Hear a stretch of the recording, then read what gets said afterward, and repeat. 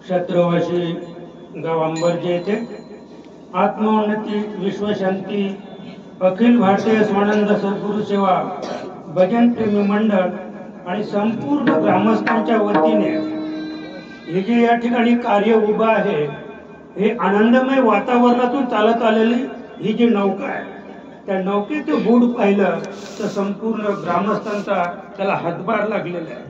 हे कोणाच्या वैयक्तिक मालकीचा किंवा हक्काचा विषय नाही आहे बरं का. ग्रामस्थांच्या सहकार्याने चाललेली ही नामनौका आणि गेली 42 वर्ष, हे 42वे वर्ष आहे. म्हणजे 3.5 तप झाली. 36 म्हणजे 3 आणि अधिक 6, 36 अधिक 6 आणि 6 2 12 म्हणजे 3.5 तप पूर्ण झालेले आहेत. आणि या 3.5 तपाच्या पूर्तीमध्ये आणि ही समर्पणाची सेवा म्हणजे काल्याची सेवा म्हणजे प्रासादाची सेवा बरं का.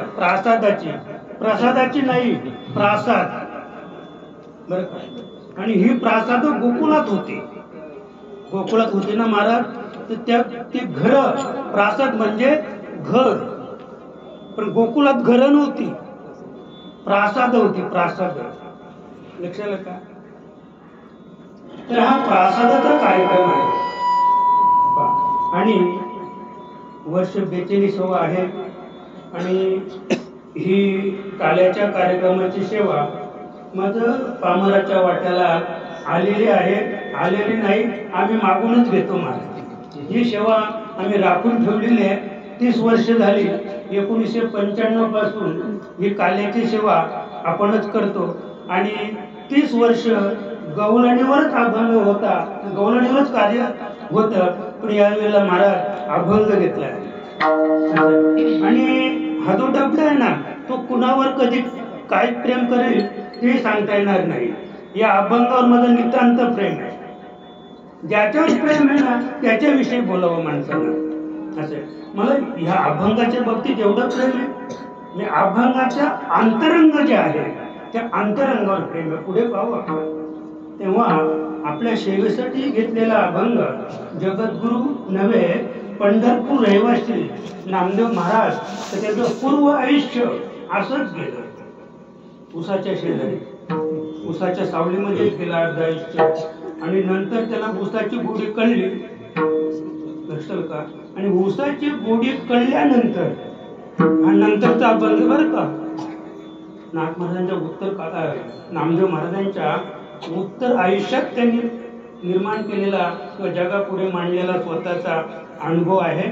या अभंगातून नामदेव महाराज अखिल जनतेला सांगतात, जेथे काही नाही नाम गुण रूप, जेथे काही नाही नाम रूप गुण, म्हणते निर्गुण तया लागे, म्हणते निर्गुण तया लागे. तोची गोकुळात होऊनी गोपाळ, तोची गोकुळात होऊनी गोपाळ, म्हणवितीचे बाळ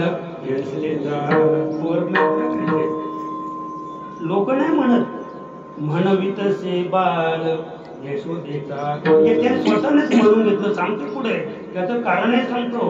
का म्हणतात ते स्वतःहून की मी यशोदेचा आहे म्हणून, नाही का. त्याच्या पुढे सांगतो, जो यशोदेचा बाळ चिन्मय चिद्रूप अक्षय अपार, चिन्मय चिद्रूप अक्षय अपार, परेशी पर म्हणती त्याचे. अद्भुत आनंद मातला अपार, अद्भुत आनंद मातला अपार, वेदांनाही पार नाही त्याचा. तोची गोकुळात होऊनी गोपाळ, तोची गोकुळात होऊनी गोपाळ, म्हणवितीचे बाळ यशोदेचा. नामा म्हणे सर्व रूपी जो रूपस, नामा म्हणे सर्व रूपी जो रूपस गोकुळी विलास मांडलेला तोचे गोकुळा होऊनी गोपाळ तोचे गोकुळे होऊनी गोपाळ म्हणून बाळ यशोदेचा पांडुरंग करू रक्षण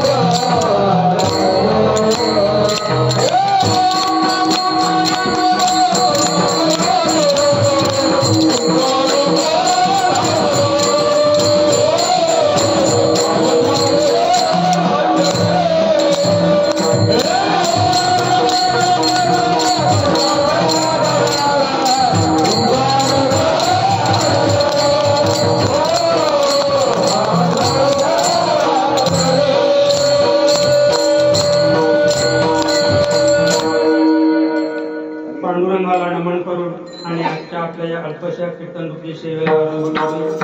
तर प्रथम थोडक्यात सांगायचं म्हणजे करू हे कीर्तन राम नारायण करू हे कीर्तन राम नारायण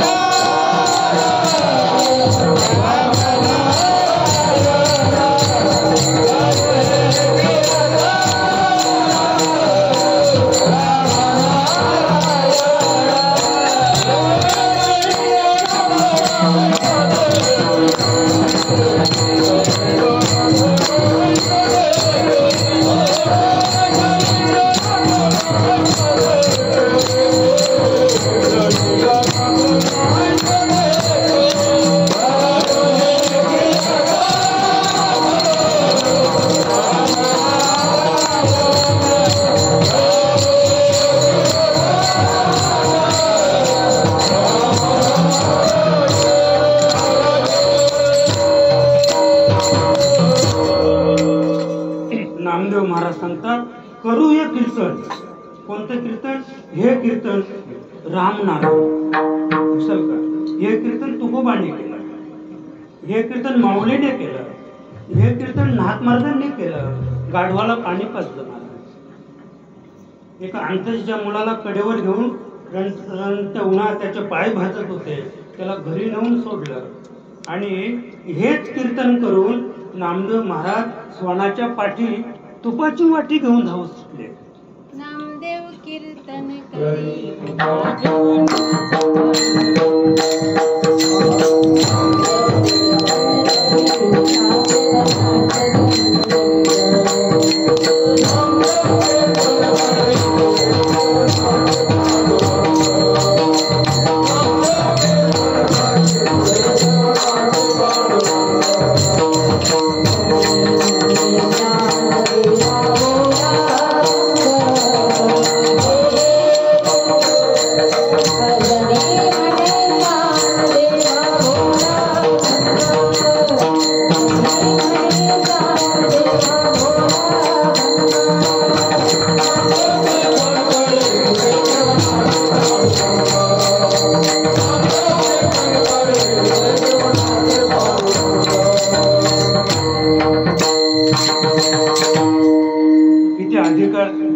नामदेव महाराजांचा नाही का?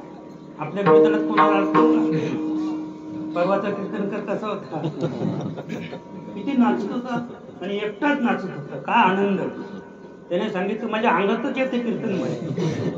मी त्याने जेवताना म्हटलं हा पिंड कसा काय घडलाय म्हणजे ते त्याला विचार. मी खांद्यावर ठेवून बोललो त्यांना हा पिंड कसा काय घडलाय तर म्हणे त्याला विचार कसा घडलाय तो. असं का म्हणजे ते अंगातच येते माझ्या.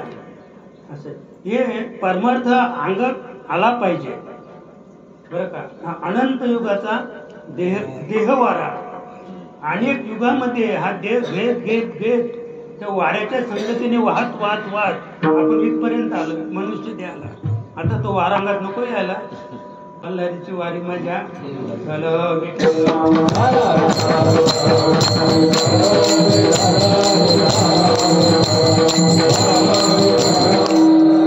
आयशियाचा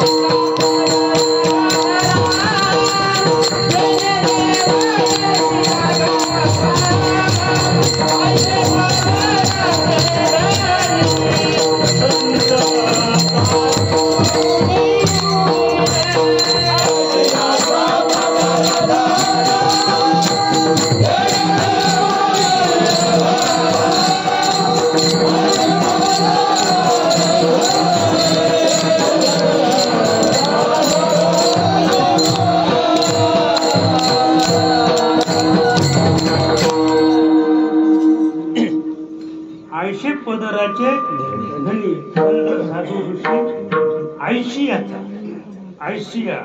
आयशिया कोणीतरी आहे काय म्हणजे हा काय आहे नामनिर्देश तत्शब्द आयशिया म्हणजे असा कोणीतरी आहे. तुम्ही त्याचा पदर धरला तर तुमच्या घरी देव तुम्ही नाही म्हटलं तरी आणि म्हणून तोच देव.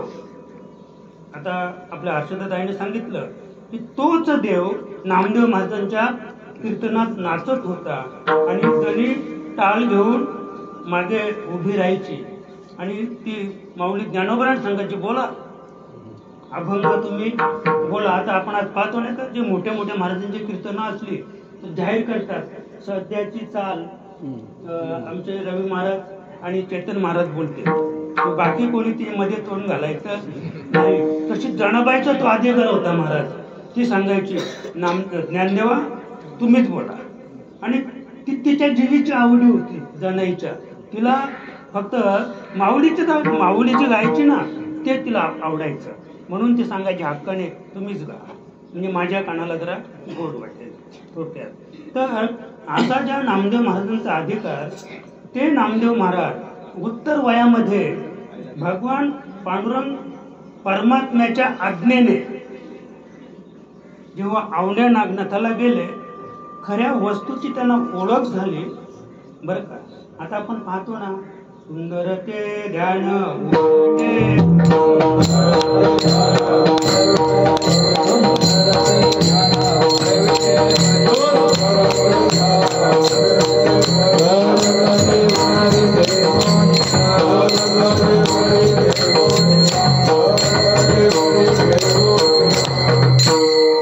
सुंदर शब्द जो वापरलेला आहे, हा सुंदर शब्द फार वेगळा आहे बरं का. जो कटेवर उभा आहे त्याच्यासाठी नाही, तो काला सावला रे, हा काला सावला रे कोऱ्या कुणाचा बाई राखी तो गवळ्याच्या बाई. तो काला आहे, तो सावला आहे, त्याला कोण सुंदर म्हणेल बरं का. मग सुंदर कोण आहे? सुंदर नामदेव महाराजांना विचारा बरं का. सुंदर कोण आहे नामदेव महाराजांना विचारा. त्या सुंदराचा जेव्हा आपल्याला अनुभव येईल तर खरोखर त्याच्यासारखा जगात कोणी सुंदर नाही की ज्याने हे संपूर्ण विश्व सुंदर बनवलंय. हे संपूर्ण विश्व सुंदर बनवले महाराज. त्या मागदिनीला विचारलं जगात बाल कोणाचा सुंदर आहे, तिने स्वतःच बाल असं उचललं ना, हेच म्हणे जगात सुंदर आहे. चला हे जे जगात सुंदर आहे ते सुंदर बनवणारा किती सुंदर आहे त्याचे वर्णन संत करतात महाराज. ते विटेवर उभे त्याचं नाही महाराज, त्याचं नाही. जो यमुनेच्या काठावर उभा होता, ज्याचा हात राधिकेच्या खांद्यावर होता, तो सुंदर पाहिजे, तो सुंदर. भगवान कृष्ण सुंदर नाही, तो तर काळा आहे. भगवान श्रीकृष्ण काळा आहे बरं का. पण त्याचं जे अंतरंग आहे ते अंतरंगाचा हात आमच्या राधिकेच्या खांद्यावर होता, राधिकेच्या खांद्यावर होता महाराज. आणि त्याचं वर्णन नामदेव महाराज करतात घेतलं का. तर नामदेव महाराजांची तुम्ही एकंदरीत अभंग संपदा पाहिली तर नामदेवरायाचं जवळजवळ सगळं आयुष्य पांडुरंगाच्या सानिध्यात गेलं. पण सगळ्यात श्रेष्ठ आणि अगदी नामपर त्या गवळणी आहेत. म्हणजे नामदेवरायाने आपल्या आयुष्यामध्ये 75% भगवान कृष्णाचाच गुण गौरव गायला, पांडुरंगाचं नाही. अगदी पांडुरंगाचे अभंग कमी आहेत आणि पांडुरंगाविषयी नामदेव महाराज बोलत सुद्धा. अगदी तुम्ही माऊलीचा हरिपाठ पहा. मी कधी कधी विचार करतो, अरे पांडुरंगाच्या सानिध्यात माऊली लहानाची मोठी झाली, पण एका ठिकाणी तरी विठ्ठल म्हणावा ना हरिपाठात. 29 अभंग तपासा, कुठेच विठ्ठल नाही. मग काही मला असं वाटतं काही वेगळेपणा आहे की काय देव झाले. तर एवढा त्याचा अधिकार, एवढं त्याचं पांडुरंगाबरोबर संपर्क सानिध्य संघ होता, पण हरिपाठात कुठेतरी विठ्ठल म्हणावा ना, पण नाहीच. तसे नामदेव महाराज सुद्धा अगदी तुरळक ठिकाणी पांडुरंग विठ्ठल म्हणतात. एरवी हरी आणि कृष्ण, हरीवर फार प्रेम करतात नामदेव महाराज, हरीवर फार प्रेम करतात. त्यांचा अभंग गाथा आपण पाहिली. पुढे सांगतो, निवृत्तीनाथांचा हरिपाठ तपासा, नामदेवरायांचा हरिपाठ तपासा, तुकोबाऱ्यांचा हरिपाठ तपासा आपण, आणि नाथ महाराजांचा हरिपाठ तपासा. अगदी तुम्हाला विठ्ठलाच्या बाबतीत, पांडुरंगाच्या बाबतीत अगदी तुरळक बोलता येते. पण जास्तीत जास्त राम बरवा, कृष्ण बरवा, सुंदर बरवा, बाह्यनो विठ्ठल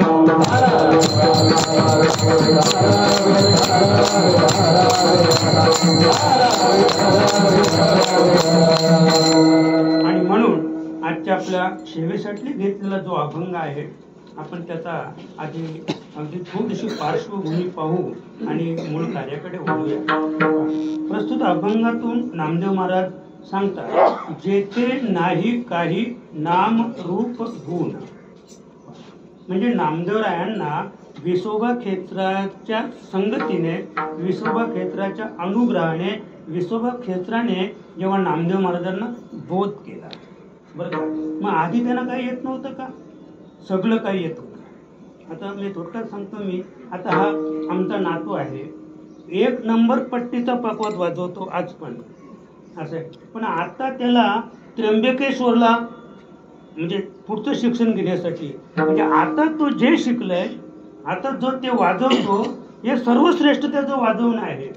पण आता ज्याच्याकडे त्याला घेऊन गेलेत ते तर सांगतात असं नुसतं ऐकून मी 35,000 त्याची ॲडमिशन फी आहे. आणि महाराज एका वाराचे 4,000 रुपये, एका वाराचे म्हणजे 2 तासाचे. म्हणजे महिन्यातून एकदा त्याला घेऊन जायचा, आपण घेऊन जायचं त्याच्या दारात, आणि आपला 2 तासाचा कालावधी संपला की त्याला 4,000 रोकड कॅश द्यायची आणि निघून यायची. पण असे सांगतात की त्यांच्याकडे जे जाणारे मृदुंगमणी आहेत तर समाजात ते जगमान्य आहेत, समाजात ते जगमान्य आहेत, त्यांचाच नंबर तिथे आहे. म्हणजे तुम्ही जाल आणि ते नाही तिथे. म्हणजे जो इथे जगमान्य झालेला मृदुंगमणी आहे, जो नावाजलेला आहे, त्याचा तिथे नंबर लागतो. तसं नामदेव काही अज्ञानी नव्हता. नामदेव महाराज अज्ञानी नव्हते. नामदेव महाराज त्या मृदुंग मण्यासारखे पूर्ण होते. मृदुंग मण्यासारखे कसे होते? ते पूर्ण होते. आणि पूर्ण होते पण ते पूर्ण कोणामुळे होते? पांडुरंगामुळं. पांडुरंगामुळे ते पूर्ण होते. पण पांडुरंगाला असं वाटलं अद्याप आपण नामांकित कोणाकडे तरी पाठवूया ना, तर देवांपेक्षा तो नामांकित होता महाराज विसोबा खेचर. कारण त्याला अनुग्रह कुणाचा होता? माऊली ज्ञानोबा यांचा. आणि म्हणून त्या विसोबा खेचराकडं पांडुरंगाने पाठवलं, जा आता पुढचं तिकडे अद्याप काही शिक. आणि त्याच्यामुळं तो नावारूपाला आला. नामदेव महाराज जे नावारूपाला आले त्याचं हे कारण आहे, ते औंढ्या नागनाथाला जाऊन विसोबा खेचरांना शरण गेले. आणि विसोबा खेचरांना शरण गेल्यानंतर त्यांना जो आनंद झाला तो या अभंगातून ते व्यक्त करतात की जेथे नाही काही नाम रूप गुण. आणि त्याच्या आधी ते नामावर, रूपावर आणि गुणावरच भांडले होते महाराज. पण त्याने सांगितलं, कोणी विसोबा खेचराने जेव्हा सांगितलं तेव्हा नामदेव महाराज आले पंढरपूरला आणि मग त्याने हा अभंग लिहिला. जेथे नाही काही नाम रूप गुण बोलती निर्गुण तया लागे. काय सांगितलं की ज्याला जो निर्गुण आहे, ज्याला आपण निर्गुण म्हणतो, त्याला नाम नाही, रूप नाही आणि गुण नाही, तोची गोकुळात होऊनी. म्हणजे तो चिन्मय, ज्याला नाम नाही, रूप नाही, गुण नाही, गाव नाही, अव्यक्त आहे, अनाम आहे, पण तोची गोकुळात होऊनी गोपाळ. तोच ज्याला नामरूप नाही ना, तोच, तीच शक्ती, तीच सत्ता काय झाली गोकुळामध्ये, या ठिकाणी ती व्यक्त स्वरूपामध्ये आले. तोची गोकुळात होऊनी गोपाळ. गोपाळ म्हणजे काय? तर याने तिथे मी नाम धारण केलं बरं का. म्हणजे जे पहिलं आहे ना, नाम, रूप आणि गुण, हे तिन्ही याच्यात उतरलेले आहेत या अभंगामध्ये. दुसऱ्या कडव्यामध्ये नामदेव महाराज सांगतात गोपाळ, तोची गोकुळात होऊनी गोपाळ. आणि पहिल्या कडव्यात सांगतात नाम रूप काही नाही, जेथे काही नाही नाम रूप गुण. नाही म्हणजे ते बोलती निर्गुण तया लागे. ज्याला निर्गुण आपण म्हणतो तोच या ठिकाणी नामदेव महाराज सांगतात. म्हणजे नाव आला नावा रूपा आणि तुका म्हणे झाला सोपा. मग तो इथे नावाला आलेला आहे बरं का. आणि म्हणवी तो बाल यशोदेचा, म्हणजे स्वतःच तो गोकुळामध्ये स्वतःच आला आणि मग जगाला सांगायला लागला मी यशोदेचा आहे बरं का. मी काना कोणाचा आहे? यशोदेचा. का सांगतात ते? मला वाटतं दत्तकच घेतलेला असेल तो कदाचित, कारण तो यशोदेचा नव्हताच महाराज. जो जो आपला नाही ना तो सांगतो. तो जर खरोखर यशोदेचाच बाळ असता तर तो सांगेल का मी यशोदेचा आहे, मी यशोदेचा आहे? दौंडीत पिटली गोकुळात. म्हणावी तो बाळ यशोदेचा. म्हणजे त्याला शंका होती आणि त्याला हे माहित होतं की मी यशोदेचा नाही, मग मी कुणाचा आहे? मी देवकीचा आहे. मी देवकीचा आहे, पण तो स्वतः सांगायला लागला म्हणावी तिचे बाळ यशोदेचा. हा यशोदेचा बाळ गोपाल नाव या देहाला धारण करून गोकुळात फिरायला लागला. पण नामदेव महाराज पुन्हा तिसऱ्या कडव्यात सांगतात तो कसा होता? चिन्मय, चिद्रूप, अक्षय, अपार. नामदेव महाराज सांगतात तो चिन्मय होता. चिन्मय स्थिती माहिती आहे का? चिन्मय म्हणजे तुम्ही डोळे मिटले आणि जर तुम्हाला लख प्रकाश दिसला, चांदण्या वगैरे दिसल्या, वीज चमकताना दिसली, म्हणजे जे आकाशात चमकतंय त्या आकाराला नाही पण दिसतंय प्रकाश रूपाने, त्याला चिन्मय शब्द आहे. तसं ही सत्ता अबाधित आहे. ज्याने गोपाल म्हणून नाव धारण केलं, जो स्वतःलाच मी यशोदेचं बाळ आहे असं म्हणतो, तोच कसा आहे? नामदेव महाराज तो चिन्मय. चिद्रूप तो कसा आहे? म्हणजे आता कुठे आपण आहोत? जेथे नाही नाम. आता दुसऱ्या कडवत काय सांगतात? रूप. चिद्रूप, चिन्मय. म्हणजे माझं आता तो रूपाला आलेला आहे, पण तो कोण होता? चिन्मय. तो चिद्रूप. अक्षय, त्याला कधीच क्षय नाही, कधीच त्याचा नाश नाही, अशी अबाधित सत्ता. अपार, कशी ते? अपार म्हणजे त्याचा पारच नाही, कुणालाच कळला नाही, वेदांनाही नाही कळला. अंत पार त्याचा कानडा, कुणाला त्याचा पार लागला नाही महाराज. असं अक्षय, अपार. चौथ्या कडव्यात नामदेव महाराज पुन्हा सांगतात अद्भुत. इथे रस सांगितलं बरं का, म्हणजे रूप. अद्भुत, आनंद, मातला, अपार. मातला म्हणजे अहंकाराने मातताच तो शब्द नाही, आनंदाने मातला. जो मोळे मदिरा खाये तो मदिरानंदे नाचे गाये, ज्याने ब्रह्मरस सेविला आहे तो केविराही आवरेला. त्याच्या पुढे तो म्हणतात ब्रह्मरस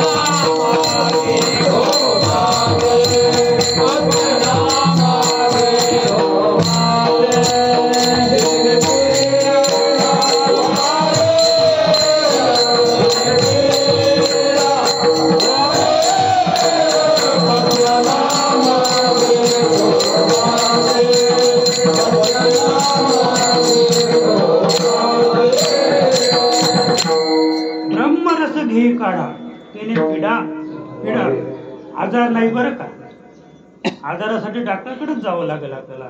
ब्रह्मरसाचा काढा घेतला तरी शारीरिक व्याधी आहे, प्रारब्धवश आपल्याला जे शरीर प्राप्त झालेले आहे त्याची व्याधी ब्रह्मरसाने सुद्धा जाणार नाही. त्याला झाडपाल्याचेच म्हणजे उपचार करावा लागेल. आणि ब्रह्मरस जो आहे तो भवरोगायशेच आहे. आणि काय शुल्लक आहे, म्हणजे भवरोग घालवायचा असेल त्याच्यासाठी ब्रह्मरसाचा काढा घ्यायचा आणि तो काढा फक्त सद्गुरूकडेच मिळतो, दुसरं कुठेच तो मिळत नाही. आणि तो काढा करावा लागत नाही. आपण एखाद्या जर वैद्याकडे गेलो तर ते म्हणतात बसा धरा म्हणे, तुम्ही आले पण आता तो काढा शिल्लक नाही आहे. मग तो जंगलात जातो, तिकडनं काही मुलं आणतो, पाला आणतो, साली आणतो आणि त्याचा काढा बनवतो. हा ब्रह्मरस काढा आहे ना तो बनवावा लागत नाही. आणि सगळं जग जरी ते प्यायला लागलं एकाच व्यक्तीकडून तर समोरच्या व्यक्ती जेवढा तो काढा पितील तो तेवढा दुप्पट चौपट होऊन जातो, तो कधीच संपत नाही. आणि देणारा जो आहे ना तो कधी त्या भांड्यात पाहत पण नाही, तर संपलाय की नाही त्याला माहिती आहे, हा संपणारच नाही बरं का. आता आम्ही नुसतं ऐकतो की कर्ण दानशूर होता. अरे पण दानशूर का होता त्याचं तुम्ही मागचं गुढ पाहिलं का? दररोज त्याच्याकडं 8 मन सोनं तयार व्हायचं महाराज.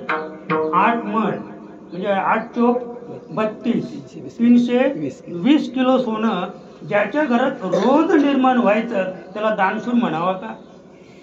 म्हणजे इकडचं द्यायचं आणि इकडं द्यायचं. तसं आपल्याला मिळालं तर आपण पण सगळं काय करू शकतो ना महाराज. असं फुकटचं काही मिळालं तर. आणि मग आता ज्या देणगी आहेत ते कुठल्या आहेत? म्हणजे 1 लाख रुपये काय माणूस ते म्हणतो. आमच्या सप्ताहाला 1 लाख रुपये देणगी दिली, तर त्याचं गुड पाहिलं का त्याने किती ना डुबवलेत ते. असं आहे, तोच देतो फक्त. म्हणजे त्याला फुकट मिळालं तो हे सगळं करू शकतो. ज्याचा घामाचा पैसा आहे ना त्याला विचारच करावा लागतो. आणि म्हणून सच सांगतो, जेव्हा साबरमती आश्रमाची निर्मिती करायला घेतली महाराज, तर टाटा शेठ तिथे गेले होते. टाटा शेठ, आणि टाटा शेठने 1 लाखाचा चेक दिला. आणि 1 लाखाचा चेक दिल्यानंतर एवढा आनंद झाला की आता माझा सत्कार किती जोरात होईल. हे सत्कारासाठी चाललंय सगळं. हे जग सगळं मानामध्ये भरलेलं आहे. त्याने 1 लाखाचा चेक दिला आणि तिथेच बसून राहिला. मोठी सभा भरली होती. एक बाई आली, झाडूवाली बाई होती. तिने 25 पैसे दिले. 25 पैसे दिले. ते 25 पैसे आमच्या महात्मा गांधींनी घेतले. आणि जेव्हा सत्काराला सुरुवात झाली तेव्हा टाटा शेठला वाटत होतं की सगळ्यात मोठी देणगी माझी, म्हणजे माझाच आधी सत्कार होईल. पण महात्मा गांधीने त्या बाईचा सत्कार केला आणि स्पष्ट सांगितला की हे 1 लाखाची देणगी जी टाटा शेठने दिलेली आहे ती 1 मिनिटाचं उत्पन्न आहे. 1 लाखाची देणगी टाटा शेठने आपल्याला दिलेली आहे साबरमती आश्रमासाठी, ती 1 मिनिटाचं उत्पन्न त्याचं आहे. पण ज्या बाईने 25 पैसे दिले ते तिच्या 1 महिन्याचं उत्पन्न आहे. आता तुम्ही ठरवा श्रेष्ठ कोण. यांनी 1 महिन्याचं उत्पन्न दान केलं तो श्रेष्ठ, की 1 मिनिटाचं उत्पन्न दान केलं तो श्रेष्ठ. आणि म्हणून गौरव कुणाचा करण्यात आला. आणि मग टाटा शेठच्या लक्षात आलं की आपण 1 कोटी द्यायला पाहिजे होते.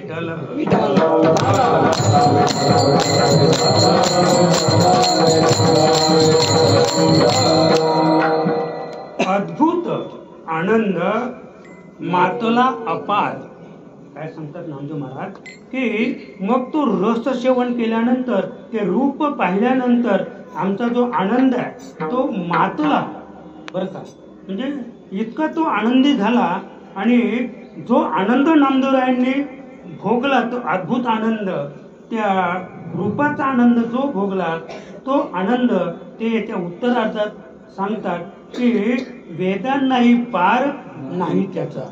तो जो आनंद आम्ही भोगतो ना तो आनंद वेदांना सुद्धा कळला नाही. तो आनंद किती आनंद कसा होता. नामामने सर्व रूपी जो रूपस. म्हणजे नामदेव महाराज त्याच्या अनुभवातून सांगतात की जगातील सगळे रूप आम्ही पाहतो. किड्याचं पाहतो, मुंगीचं पाहतो, गाढवाचं पाहतो, पोपटाचं पाहतो, मोर तर पक्ष्यांचा राजाच आहे, गुलाब तर फुलांचा राजा आहे, आंबा फळांचा राजा आहे. काय शोभा आहे. आंबा पिकायला आल्यावर काय शोभा आहे. अरे गुलाबाचं फुल पाहिल्यानंतर काय शोभा आहे. कोण आहे तो? फुलांचा राजा आहे. लक्षात का. मोर पक्ष्यांचा राजा आहे. अशा जी म्हणजे ह्या विभूती आहे, या भगवंताच्या ज्या शोभतात त्या विभूती आहे. पण तरी नामदेव महाराज सांगतात नामा म्हणे सर्व रूपी. म्हणजे हे सगळं जग अगदी रूपाने नटलेलं आहे. रूपी जो रूपस बरं का. पण या सगळ्यांना म्हणजे रूपाला आणणारा जो रूपस आहे बरं का, तो कसा आहे. गोकुली विलास मांडलेला असा जो आहे. हे संपूर्ण विश्व ज्याने निर्माण केलं, ज्याच्याकडे अबाधित अक्षय सत्ता आहे, जो चिन्मय स्वरूप आहे, तो भगवान परमात्मा गोकुळामध्ये विलास करून राहिलेला आहे. असं या अभंगाचा सरळ सरळ अर्थ आहे.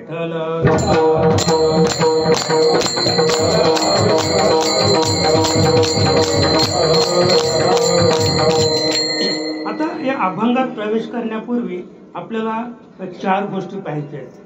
म्हणजे पहिली गोष्ट आहे धर्मकरण. भगवंत का आले, या विश्वामध्ये का अवतरित झाले, त्याचं मूल मुद्दा आहे धर्मकरण. दुसरा मुद्दा आहे समाजकरण आणि तिसरा मुद्दा आहे राजकारण, बरं का. आणि चौथा मुद्दा आहे मोक्षपदाला प्राप्त करणं.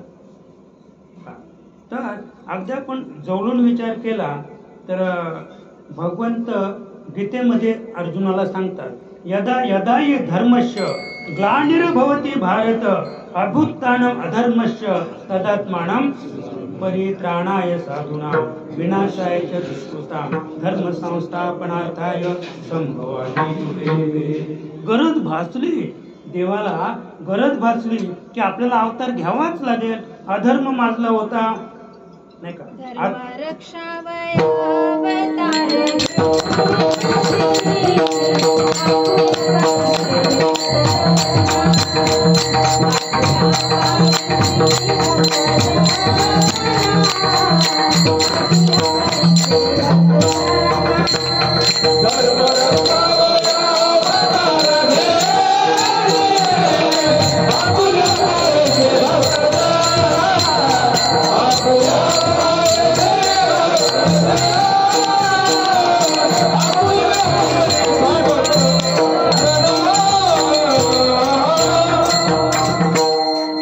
दोन कामं केली भगवंताने.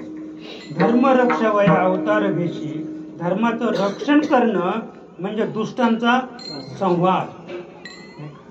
आणि इकडे काय धर्मरक्षा अवतार भेशी आपुल्या पालीशी भक्त घेणार, म्हणजे आपल्या भक्तांचं पालन केलं आणि धर्माच्या रक्षणासाठी काही कंटकांना मारावे लागले नाही का. उदाहरणार्थ कंस, म्हणजे भगवंताने जो अवतार घेतला, भगवंत जे पृथ्वी तलावर आले, त्याचं महत्वाचं कारण कोणतं असेल तर कंसाने अधर्म माजवला होता मथुरेमध्ये. आणि म्हणून वत्सरूपी पृथ्वी ब्रह्म्यापाशी जाय, नेत्री वाहे तो सांगत असे, बरं का. म्हणजे पृथ्वीवर, या पृथ्वीवर जे अभक्त आहेत बरं का, ते अभक्त माजले. राक्षस नाहीत, आम्हीच राक्षस आहोत. राक्षस आम्हीच आहोत. आम्ही जे खातो नको ते खातो, नको तो पितो. म्हणजे जे राक्षस खात होते, जे राक्षस पित होते, आम्ही ते खातो तो ते पितो. म्हणून आम्ही कोण आहोत? आम्ही तेच आहोत, आम्ही राक्षसच आहोत. असे जे राक्षस सध्या आता महाराज ते लांब लांब दाढा आणि मला हत्तीच्या सोंडेसारखं एक एक हे बाल आहेत ना, ते हत्तीच्या सोंडेसारखे ते राक्षसांचे. आणि मला वाटतं 3-3, 4-4 फूट एक एक दाढा आणि डोळे किती मोठे असतील ते तुम्ही बाकीचं जर हा केस जर सोंडे एवढा असेल तर त्याचा आकार किती असेल ना, काय बाकीच्या काय गोष्टी असतील ना. आता ते आहेत का? नाही. मग आता कोण आहे? अभक्त, जे नामस्मरण करत नाहीत, जे देवाची भक्ती करत नाही, असे जे अभक्त आहेत त्या अभक्तांचा पृथ्वीला भार झाला. आणि असे सांगतं शास्त्रज्ञ की 15 सेकंदाला एक भूकंप होतो. किती? 15 सेकंदाला एक भूकंप होतो. मला वाटतं सेकंद जर कमी कमी होत गेले, एका सेकंदाला एक भूकंप व्हायला लागला तर पृथ्वीचा अंत व्हायला वेळ लागणार नाही. पण पृथ्वीचा अंत होणार नाही होत. पृथ्वीचा अंत होणारच नाही. अरे कलयुग जाएगा तसंच युग आहे, काही घाबरायचं कारण नाही बरं का.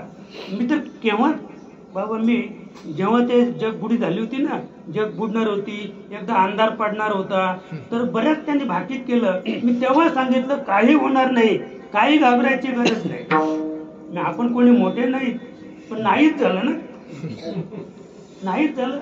लोक मुंबई सोडून गेली, लोकांनी नाशिकला बंगले घेतले. त्यावेळेला ज्याच्याकडे पैसा होता त्याने अर्जंट बंगला खरेदी केला आणि ती तारीख दिली होती, मला अमुक तारखेला जग बुडी होणार आहे. मुंबईच नाही, जगच बुडणार आहे. पण त्या बुडणाऱ्या जगात नाशिक नसतं.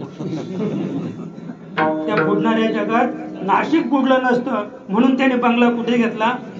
नाशिकला घेतला. त्याला हे माहित होतं सगळं जग जरी बुडलं तरी नाशिकचा बंगला बुडणार नाही. आम्ही कशा असू? सुरक्षित म्हणजे प्रत्येक माणूस सुरक्षितपणे जगण्याचा प्रयत्न करतो. पण जेव्हा तुम्ही सुरक्षितपणे एकटे जगण्याचा प्रयत्न करता त्यावेळेला भगवंत इतरांचा विचार करतो जे असुरक्षित आहे. भगवंत त्याला म्हणतात की जे असुरक्षित आहे. बरं का, आम्हाला खायला मिळालं ना, बरं झालं व आपलं झालं. मी तर फार सांगतो महाराज, कधी कधी आवनीच्या टायमाला जर पाऊस नाही पडला ना तर मग आमची मोटार आहे, मग माझे सरपंच आहे, आपलं बरं आहे, आपली मोटार चालू करा. मोटार चालू केली, शेतात पाणी भरलं, आमचं कसं साधन आहे लावून घ्या. पण संध्याकाळी इतका पाऊस पडतो, चालू नसते केली तर बरी झालं. म्हणजे हा अनुभव आमचा जिवंत अनुभव आहे की जेव्हा आम्ही ठरवतो ना की आपल्याकडे साधन आहे आपण लावूया, त्यावेळेला भगवंत विचार करतो अरे तुमच्याकडे साधन आहे म्हणून तुम्ही लावू इच्छिता का? मग समाजाचा विचार नाही का? तुम्ही हे ठरवा, सगळ्या शेतकऱ्यांना बोलवा, सगळ्यांना पाणी घ्या, लावा सगळी शेती, आमच्या जेवढी आमच्या मोटर खाली येते ना तेवढी लावा, कदाचित पाऊस पडणार नाही.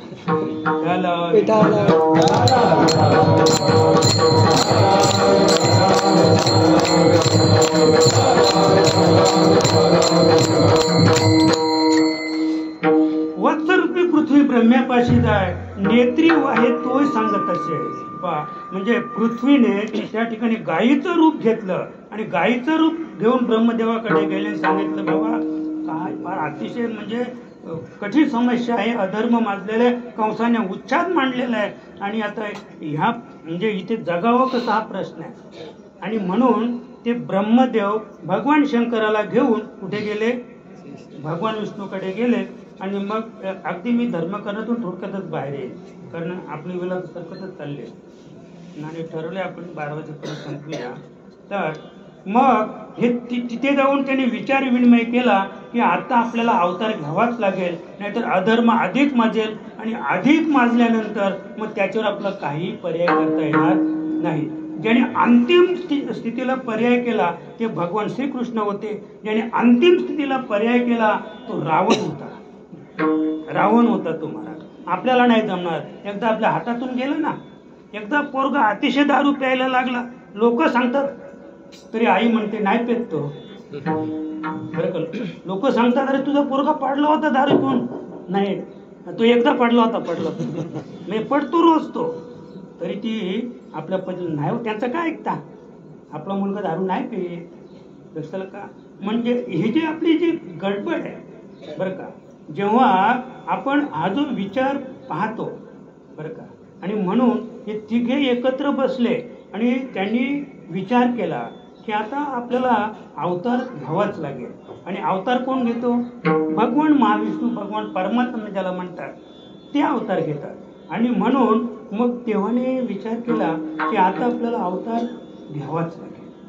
आणि अवतार घ्यावा लागेल म्हणून सगळ्या देवांना म्हणजे शेषशाही भगवान तिथे होते, देवाने सांगितलं परमात्म्याने चला आपला अवतार, त्याने सांगितलं न घे मीची, मला तुमच्या बरोबर अवतार घ्यायचा नाही बरं का. राम अवतारी झालो लक्ष्मण, प्रत्यक्ष आपण जाणताय 14 वर्षवरी केले उपोषण, 14 वर्ष उपोष महाराज लक्ष्मण होता.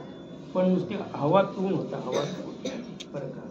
त्या हवेमध्येच अमृत संजीवनी होती आणि हवेमध्ये तो जो श्वास घ्यायचा ना, त्या श्वासामध्ये रामाने अशी एक गुट्टी टाकली होती की त्या गुट्टीने त्यांना ढेकर यायचा, हे लक्ष्मणाला सुद्धा माहीत नाही. म्हणून तो बोलतो की 14 वर्ष के कोणी राहील का 14 वर्ष उपवासी?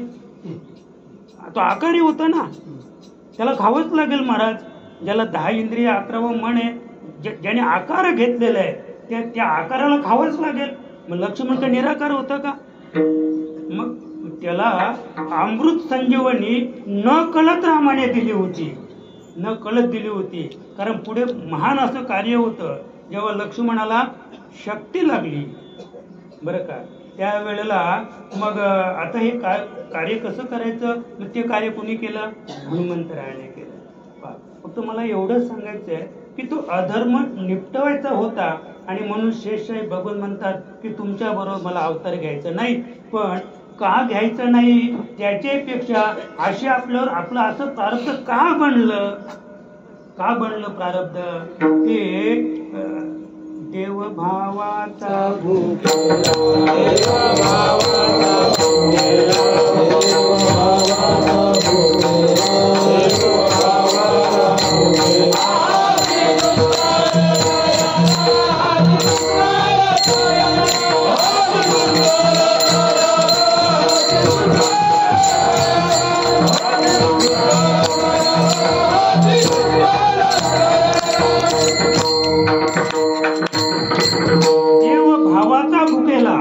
बरं का, कथा सांगणार नाही.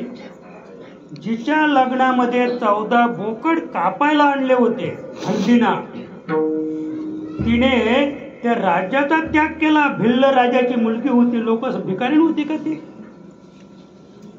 भिल्लीण, शबरी भिल्लीण ती भिकाऱ्याची मुलगी नव्हती, ती राजाची होती म्हणून तिचा गौरव आहे. तिचा गौरव म्हणून आहे. महाराज, तुम्ही एखादा माणूस वाचून पहा. आमच्या ताईला विचारा. मी एक ठाकरीन बाबा, जेव्हा आम्ही घरी होतो शेतावर, तर दोघं दारू पिऊन आली ठाकूरवाडीच्या आपल्या, आणि पाण्यातून पलीकडे जात असताना ती बाई पडली, त्याच्या हातातून सुटली ती बाई, ती बुडली बाई.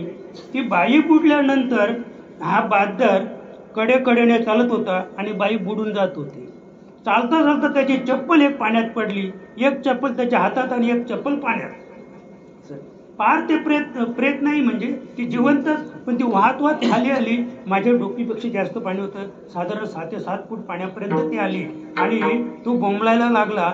माझ्या खांद्यावर कावड होती, डब्याची कावड, म्हणजे भाजीपाला शिंपाला माझी मोठी मुलगी बरोबर होती. तर आम्ही विचार केला, ती कावड ठेवली. मी धावत पाण्यात गेलो आणि त्या बाईला मी बुडून बाहेर काढली आणि अशी चढावाला, म्हणजे वाळवंटामध्ये चढावाला उलटी लावली. मला माहित होतं जिवंत आहे, आणि उलटी लावल्याबरोबर ती उलट्या करायला लागली, आणि ती उलट्या करायला लागल्यानंतर हा बादर तिथे आला एक हातात चप्पल घेऊन. त्याची बरीच लांब चप्पल गेली होती. मला तुम्हाला सांगतो बाबा, आता एवढं खरं ना.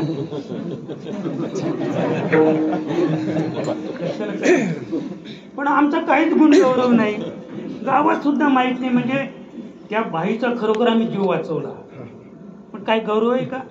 तोच बहादर जर आमदाराचा असता तर दिल्लीला त्याचा सत्कार झाला असता महाराज, राष्ट्रपतीच्या असता. लक्षात का? म्हणजे जे सत्कार चालतात ना सध्या, ते तुमचे आमचे सामान्य माणसांचे नाहीत.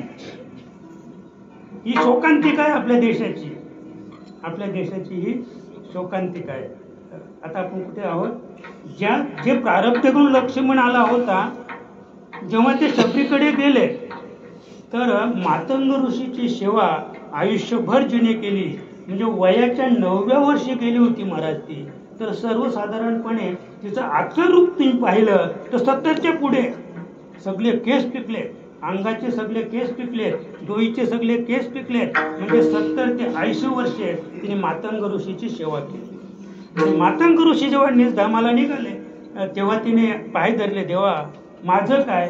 म्हणजे काही घाबरायचं कारण नाही, तू संतांची सेवा केली ती कधीच वाया जाणार नाही. याच रस्त्याने प्रभुराम सीतेच्या शोधार्थ लंकेला येतील आणि ते तुला दर्शन देतील. प्रभुराम तिथे जेव्हा आले, तेव्हा महाराज तो पूर्वीचा काळ होता. मला वाटतं तेव्हा ती जी बोरं आणून, म्हणजे 70 वर्षापासून ती बोरं आणत होती. ती बोरं कधीच म्हणजे शिळी नाही झाली महाराज. सीतामाईला लोपामुद्रा, म्हणजे जेव्हा संपूर्ण वनवास संपून जेव्हा ते परत चालले भगवान प्रभुराम, तेव्हा अगस्त्य मुनींना भेटायला गेले. अगस्त्य मुनींना भेटायला गेल्यानंतर त्यांच्या पत्नीने, म्हणजे लोपामुद्रेने सीतामाईकडे पाहिलं, तर अरे इतकी ताजी वेणी, आणि ती फुलं काय आता आपण आणतो हारात, ती फुलं नसतील, ती अमृताची फुलं असतील कदाचित, अमृताच्या वेळेला आलेली फुलं असतील बरं का.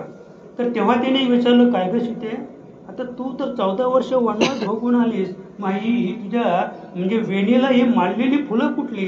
तर म्हणे ही 14 वर्षापूर्वी कोणी अनुसया मातेने माझ्या वेणीला बांधलेली ही वेणी आहे, फुलांची वेणी. 14 वर्षापर्यंत ताजीच होती, 14 वर्षापर्यंत ताजी होती. आता फक्त एवढंच मी सांगतो की अगदी आवडीने ते खायला लागले प्रभुराम. ते असे पाहायचे ना बोर, तर त्यांना तो ओमचा ठसा दिसायचा आणि ओमचा ठसा पाहिल्यानंतर रामाला तर एवढा आनंद झाला. अरे काय बिल्डिंग आहे, काय वय आहे तिथं, पण प्रत्येक बोरावर तिने ओम लिहिलं होतं. मला प्रत्येक बोरावर ओम म्हणजे थोडक्यात की जैशी दृष्टी तैशी सृष्टी, नाही का. दुर्योधनानं सांगितलं याच्यातला एखादा चांगला माणूस या सभेतला घेऊन या. सगळी सभा फिरला, एकही चांगला नाही. आता एकही चांगला नाही म्हणून देवाने धर्माला आज्ञा केली.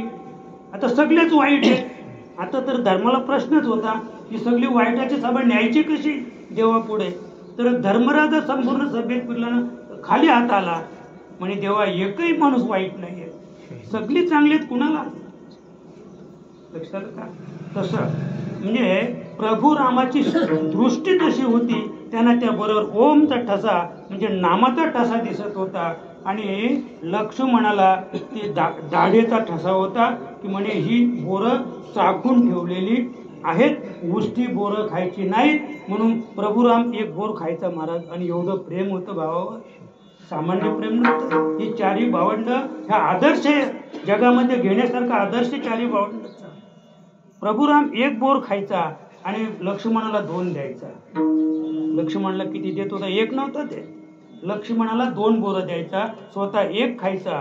तेव्हा त्याचं पोट भरायचं. रामाचं पोट तेव्हा भरायचं की तो एक खायचा आणि लक्ष्मणाला 2 द्यायचा. पण लक्ष्मण काय करायचं माहितीये का, देवाकडे पाहायचं ना हलूच पाठीमध्ये फेकून द्यायचा. तर त्याला माहित होतं ही उष्टी बोर आहे असं. आणि मग खाता खाता खाता खाता रामाला वाटलं त्याचं पोट भरलं असेल, तर रामाचं पोट भरलं आणि असं थोडंसं तिरकं पाहिलं महाराज. तर तिरकं पाहायची वेळ आणि त्यांची बोर फेकायची वेळ. सांगता कलो येते ते अंतरी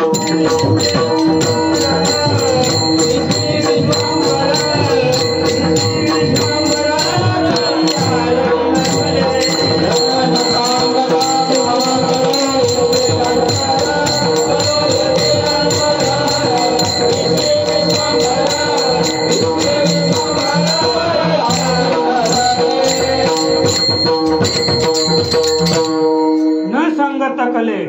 बरं का, अंतर म्हणजे अंतरीचं जे गुण न सांगता कले अंतरीचे. आता तुझी लाज तुझी. आणि म्हणून त्याने तिरकं पाहिलं आणि मग ठरवलं आता पुन्हा लक्ष्मणाला काही द्यायचं. 14 वर्षवरी केलं उपोषण जाणता आपण प्रत्यक्ष फक्त फळं आणून द्यायचा तो राम खायचा. पण त्यातलं एकही फळ लक्ष्मणाला दिलं नाही. का तर संशयाने आणि नाही पाप थोर विनाशाची वाघोर प्राणी असे. आणि म्हणून त्याच्यावर हा प्रसंग जो लक्ष्मणावर आला. आणि मग जेव्हा इंद्रजिताबरोबर युद्ध करायचं होतं तर जो 14 वर्ष उपवासी असेल तोच इंद्रजिताला मारू शकेल. प्रभू रामाला प्रश्न पडला असं आहे. पण हे कुणाला माहित होतं, जांबुवंताला माहित होतं का आपल्यामध्ये तो उपवासी आहे. मी येणं केलं प्रयत्नेनं, कारण काय असू दे, पण तो उपवासी होता. आणि म्हणून त्याने इंद्रजिताला मारलं. कोणी मारलं, सासऱ्याने मारलं. कुणाला मारलं, जावयाला मारलं. मग लेक धावत आली. मला सांगायचं काय की सामान्य धर्मशील काम होतं का महाराज. आकाशात ढगात मारलं त्याला, ढगात. लपून लपून युद्ध करायचा. हनुमंतरायाने लक्ष्मणाला खांद्यावर घेऊन ढगात गेला आणि त्याला मारलं. त्याचा भुजा म्हणजे हात अंगणात येऊन पडला. सुलोचनाच्या अंगणात सत्यपतिव्रता होती सुलोचना माता. बरं का, तो हात येऊन पडल्यानंतर ती विचार लागली अरे कोणी केलं हे. कारण इंद्रजित त्याला कोणीच मारू शकत नाही. मेघनाद त्याचं नाव काय होतं, मेघनाद. म्हणजे त्याला कोणीच मारू शकत नव्हतं. पण कोणी मारलं तर त्याने खून केला असा हात हिलायला लागला. तिने पेन आणून दिला तर त्या पेनाने तिने त्या हाताने म्हणजे भुजेने धडा विरहित हात त्या हाताने असं जमिनीवर मातीवर लिहिलं की तुझ्या बापाने शेषशाही भगवंताने मला मारलं. तसंच ते शेर उचललं आणि रामाकडे गेले. असं रामालाही दया आली होती. पण ही बाकीची मंडळी होती ती फार ज्ञानी होती. जांबुवंत, सुग्रीव हे अतिशय ज्ञानी, नळनील हे फार ज्ञानी होते. आणि प्रभुराम त्यांचा सल्ला घ्यायचे. त्यांनी सांगितलं की आता हे शिर आणलंय ना, हे तसं देऊ नका. मग ते तळलं महाराज. ते शिर काय केलं, जो मानेचा खालचा भाग आहे ना तो तेलामध्ये तळला, म्हणजे भाजला तो पूर्ण. आणि मग ते त्याला म्हणजे त्यांना माहीत होतं की आता हे शिर परत दिलं आणि ती सुलोचना जर घेऊन गेली आणि ते उद्या ते धड खाली पडलं, आता फक्त भुजाच पडली होती. भुजा पडली म्हणजे धड येणारच. आणि ते धड पडलं ना, धडाला जर शिर लावलं तर हा जर उठला तर आपल्या बापाला ऐकणार नाही. ढल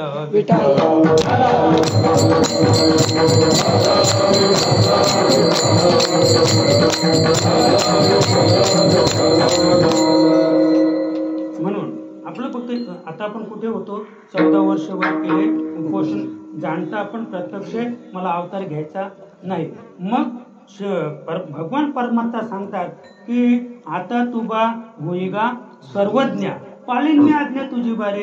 म्हणजे तू तेव्हा माझा लहान भाऊ होतास ना, मी मोठा होतो, मी तुला आज्ञा करायचो आणि मग तू तसं कर्म करायचं. पण आता तू माझा मोठा भाऊ हो, मी छोटा हो, बरं का. तू आता निघ लगेच, बरं का. 7वा जो पुत्र योगमायाने आणि उदरी घाली रोहिणीच्या. म्हणजे आपल्याला तिकडे जास्त जायचं नाहीये. म्हणजे शेषशाही भगवंत म्हणजे बलरामाच्या रूपाने तिथे अवतरित झालेले आहे. भगवान श्रीकृष्ण सुद्धा आलेले आहेत, बरं का. पण भगवान श्रीकृष्ण येण्यापूर्वी कोणत्या स्थितीत होते त्याचं वर्णन नामदेव महाराज आपण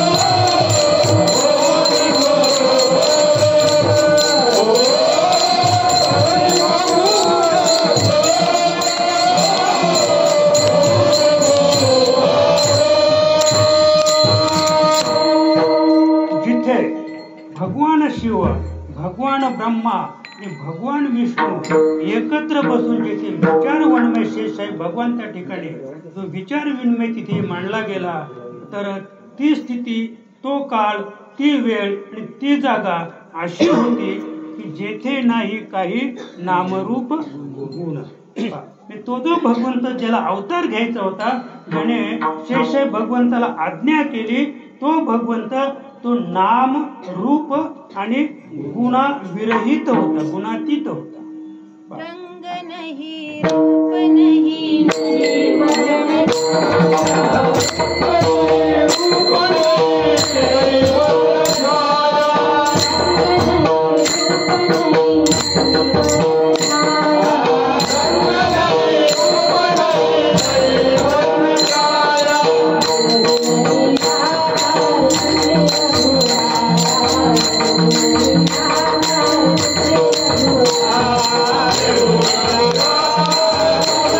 Oh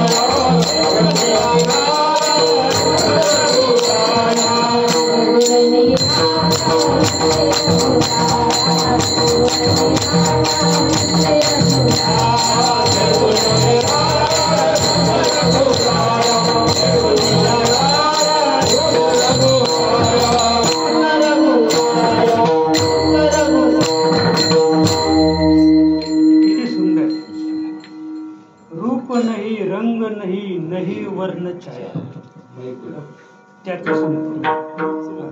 आणि निर्गुण निराकार तुझी रघुर आहे.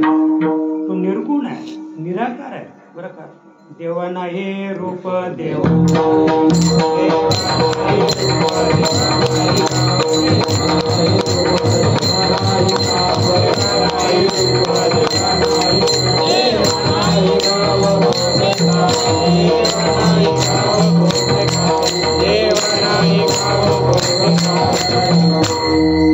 देवा नाही रूप, देवा नाही नाव, आणि देवा नाही गाव कोठे काय. देवाला रूप नाही, देवाला नाव नाही, देवाला गाव सुद्धा नाही. त्याच्या पुढे तर माऊली तर फार प्रखर शब्दात सांगते, जवळ घेऊन. आमुचिया देवा नाही नाम गुण. आमुचिया म्हणजे आमचा जो देव आहे ना, जो प्राप्त माऊलीने केला, सद्गुरू निवृत्तीदादांच्या कृपा आशीर्वादाने ज्या देवाची प्राप्ती माऊलीने केली, ती माऊली सांगते आमुचिया देवा नाही नाम गुण, नाही स्थान मान रूपरेखा. मला जो देव दाखवला ना माझ्या गुरुने, का त्याला नाव नाही, त्याला गुण नाही, त्याला स्थान नाही, त्याला मान नाही, आणि त्याला रूप नाही, आणि रेखा सुद्धा नाही. असा आमचा देव मला माझ्या निवृत्तीदादांनी, माझ्या सद्गुरूंनी मला दाखवला, असे नाथ महाराज सांगतात. तसा हा निर्गुण नामदेव महाराजांना ही निर्गुण शक्ती प्राप्त झाली, आणि निर्गुण शक्ती प्राप्त झाल्यानंतर ते सांगायला लागले की जेथे नाही काही नाम रूप गुण. म्हणजे अशी जी शक्ती आहे ती शक्ती गोकुळात प्रगट झाली, त्याचं वर्णन दुसऱ्याच्या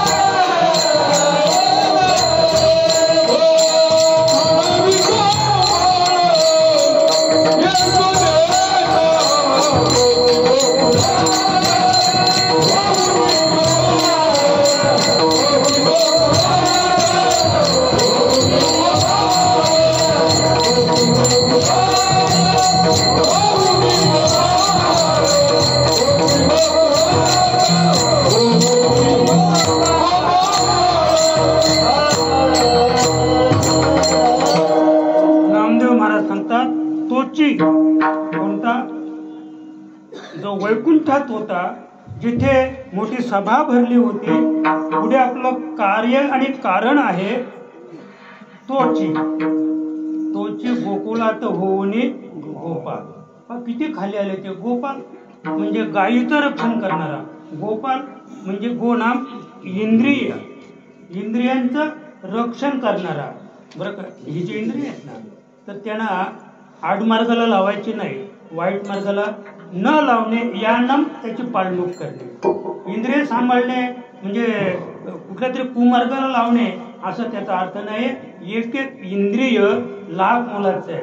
कोटी वेचिता सुवर्ण, एक कोटी सुवर्ण दिले तरी ह्या आयुष्याचा एक क्षण सुद्धा आपल्याला प्राप्त होणार नाही. म्हणजे इतकं मोलाचं आयुष्य आपल्याला दिलेलं आहे. नामदेव महाराज सांगतात तोची बरं का, तोची गोकुळात होऊनी गोपाळ म्हणजे एवढे खाली आले ते. मोठं कार्य करायचं असेल ना तर एवढं खाली यावं लागतं, एवढं खाली. म्हणजे ते गोकुळामध्ये अगदी गवळीत झाले ते मारायचं होता कोणाला, कंसाला मारायचा होता. पण इतके लहान झाले म्हणून मारता आला. मला हे थोडक्यात सांगायचंय.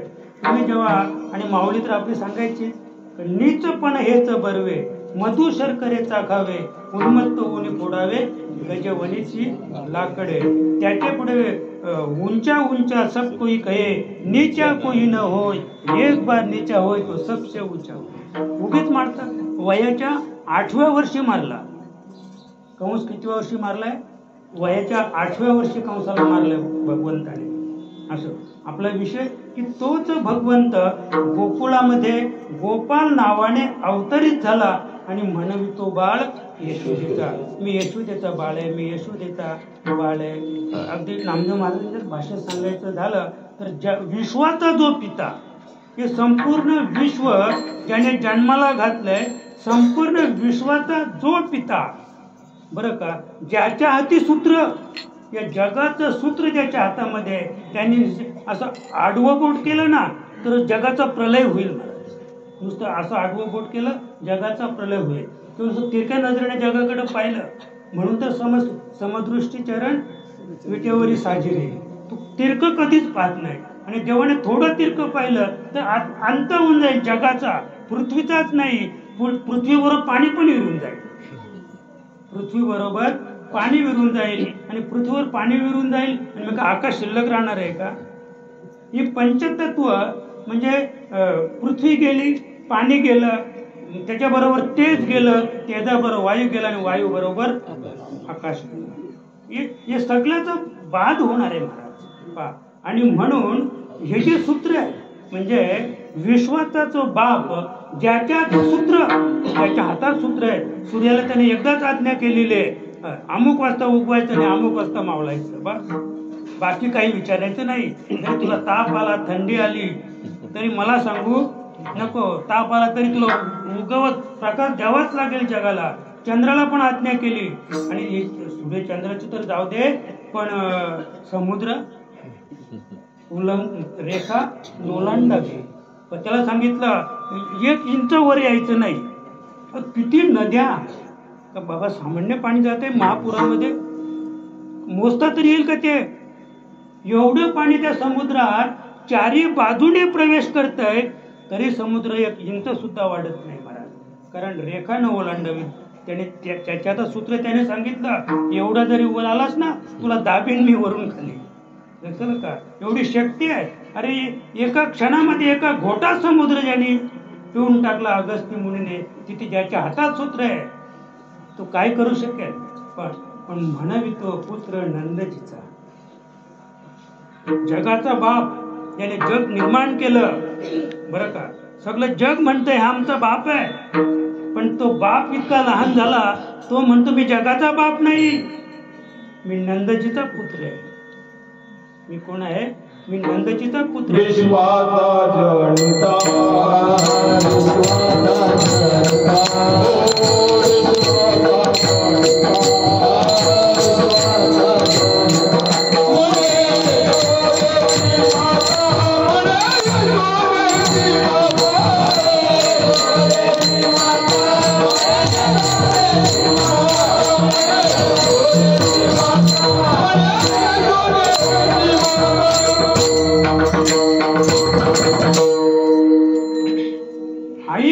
कसं काय बाई, नवल मी सांगू काही, त्रैलोक्याचा धनी तो यशोदेशी म्हणतो आहे.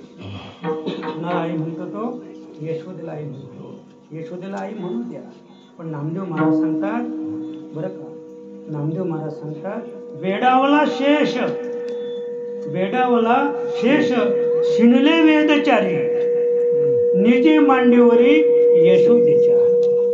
वेडावला शेष भगवान ज्याला म्हणतात, तो त्याचा शोध घेण्यासाठी, त्याला पाहण्यासाठी गोकुळात आला होता. तोच नव्हता.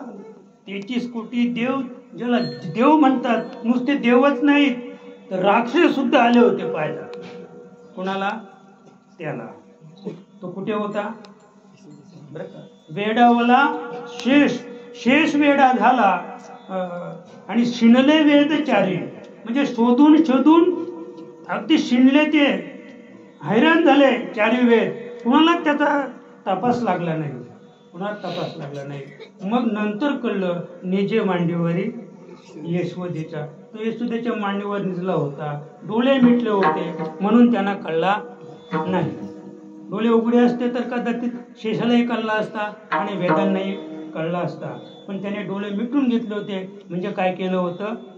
सोंग. हे सोंग सारिले या रूपे अनंते अधिक बहुत करणे, म्हणजे फार मोठं कार्य पुढं करायचं होतं म्हणून डोळे मिटून झोपूनच राहिला तिच्या मांडीवर, नाही का. त्याच्या पुढे आपण गेलो तर शिवाधिक ज्याची वंदी पायवणी, आता हे झालं शेषाच्या बाबतीत, पण शिवाधिक ज्याची वंदी पायवणी, कैलासामधूनच तो हात जोडतो, अरे देवा तुझे पाय दाखव, तुझे पाय दाखव. पण यशोदा ते नानी पायावरी, जे पाय शिवाला अद्याप नाही दिसले हो, भगवंताचे पाय शिवाला अद्याप प्राप्त झाले नाहीत. पाय म्हणजे वंदन करतो तो तुझे पाय दाखव, पण ते पाय आहेतच कुठे? यशोदा ते नानी स्वतःच्या पायावर त्याला टाकलंय यशोदेनी, आणि त्याला ती अगदी प्रेमाने न्हाऊ घालते, त्याला आंघोळ करते. तो दिसेलच कसा शेषाला सुद्धा, लक्षात का? असा भगवंत. आणि त्या भगवंताचं वर्णन दुसऱ्या चरणात नामदेव महाराज करतात आणि त्याची मुख्य प्रतिक्रिया आहे तिसऱ्या चरणात सांगतात. जन्मयाची कृप अक्षय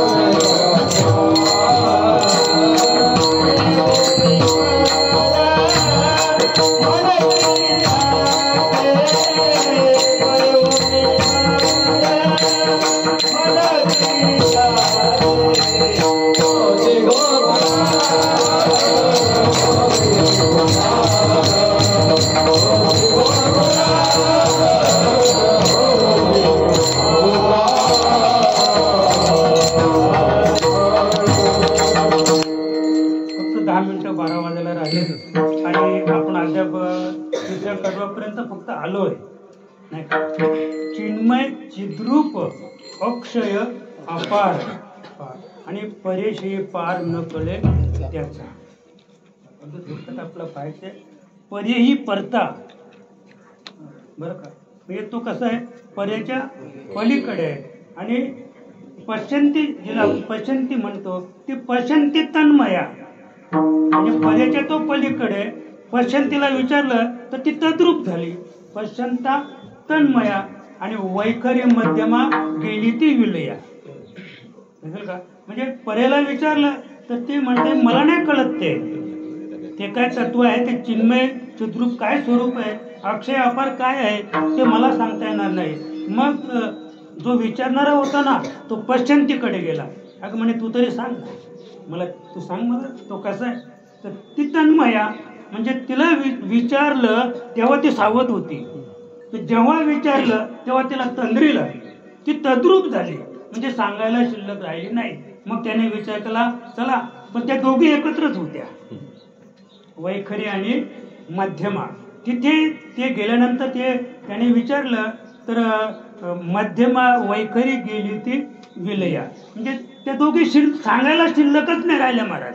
ही तरी तन्मय झाली, एक पलीकडे गेली थोडक्यात. पण या दोघींना जेव्हा विचारलं ना, मध्यमाला आणि वैखरीला, तर त्या अदृश्यच झाल्या. काय झाल्या? विरून गेल्या त्या. म्हणजे त्या साधकाला त्याची शंका निवारण करण्यासाठी त्या दोघे सुद्धा शिल्लक राहिल्या नाही. अशी जी शक्ती आहे तो भगवान परमात्मा चिन्रूप चिद्रूप अक्षय आणि अपार आहे. आणि त्याच्याच बाबतीत ते चौथ्या कडव्यात सांगतात, कारण आपल्याला लवकर बंद अद्भुत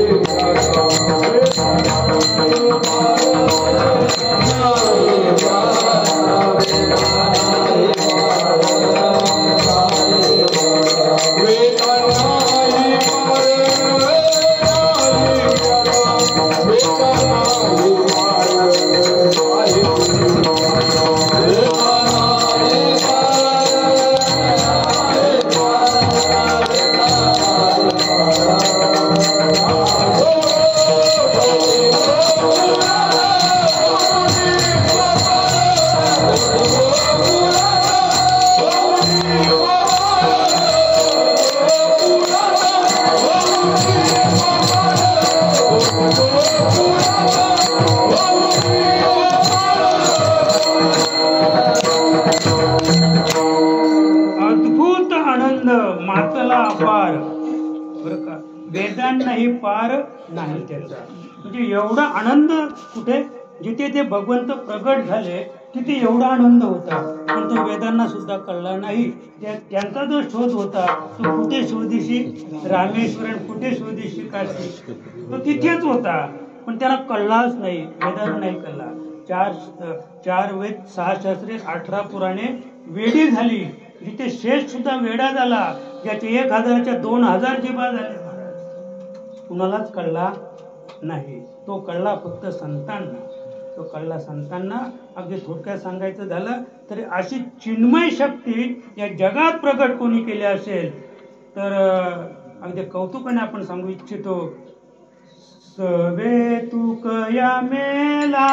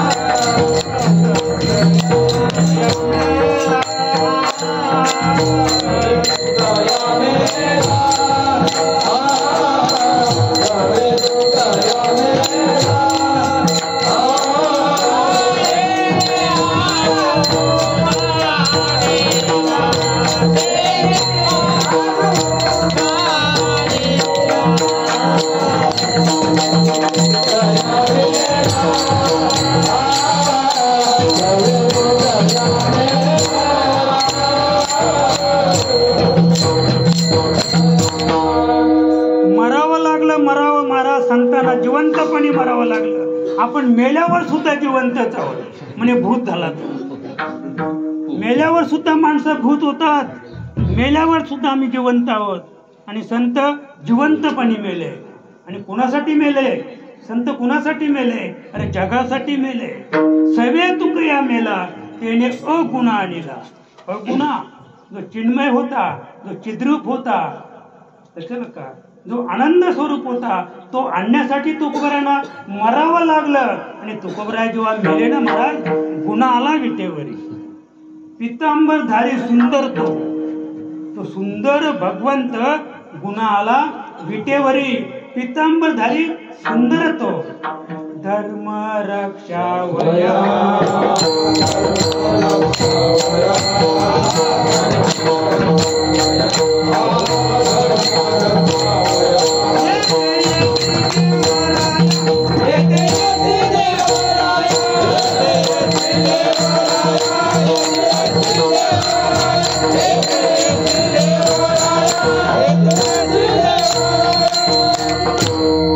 धर्मरक्षावया येथे येशी देवराया. आणि कोणाच्या केला आवाज दिला? तुकोबरा. पण तुकोबरा स्वतः मेले म्हणून तो अगुणा गुणाला आला, गुन्हा आला विटेवरी. आणि म्हणून नामदेव महाराज आता असंच सांगतो, शेवटच्या चरणात सांगतात,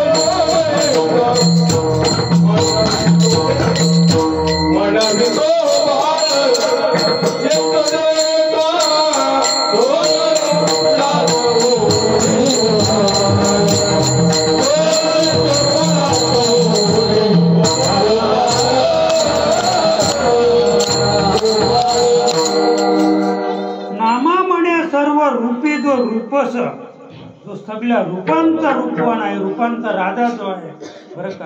आणि त्याने काय केला? गोकुली विलास मांडलेला. रामदास सांगितलं की विलास शब्द आहे, त्या विलास शब्दाकरता हा अभंग आपण निवडला. आता आपल्याला अभंग संपलेला आहे, आता विलास जो आहे तो विलास पुढे पाहायचा आहे. पण विलासच्या आधी आपण काय करूया? भगवंताचं भजन करूया.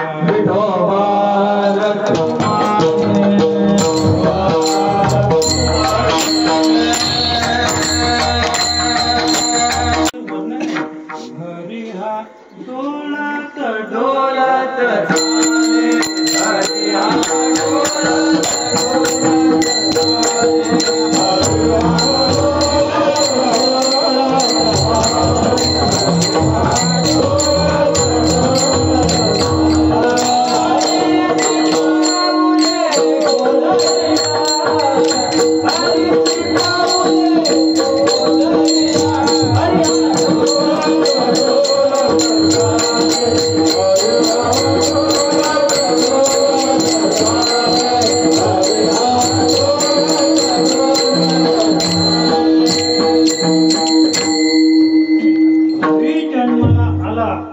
लगेच रांगायला लागला. हरीच तो, कारण तो येताना किती वर्षाचा होता?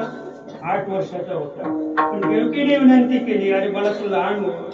प्रभू राम जन्माला आले ना बाबा, न्हाणीमध्ये जन्माला आले. आयुनी संभव प्रगटला. तो 12 वर्षाचा होता. किती वर्षाचा होता? 12 वर्षाचा. कौशल्याने विनंती केली, अरे देवा तू असं 12 वर्षाचा प्रगट झाला तर लोक काय म्हणतील? दत्तक घेतला की काय नाही का? म्हणून म्हणे तू लहान हो. देवाने लगेच लहान रूप घेतलं. भगवान श्रीकृष्णाने तेच केलं. पण हे भीती पोटी म्हणे देवा तू आता 8 वर्षाचा राहिला तर आता कंस येईल, तुझा वध करील, तू लहान. मी तू लहान झाला तर मी लपवण्याचा प्रयत्न करू आणि लपवलास आणि तो लपवलेला भगवान श्रीकृष्ण जेव्हा गोकुळात आला तर आल्याबरोबर तो रांगायलाच लागला रंग निरागत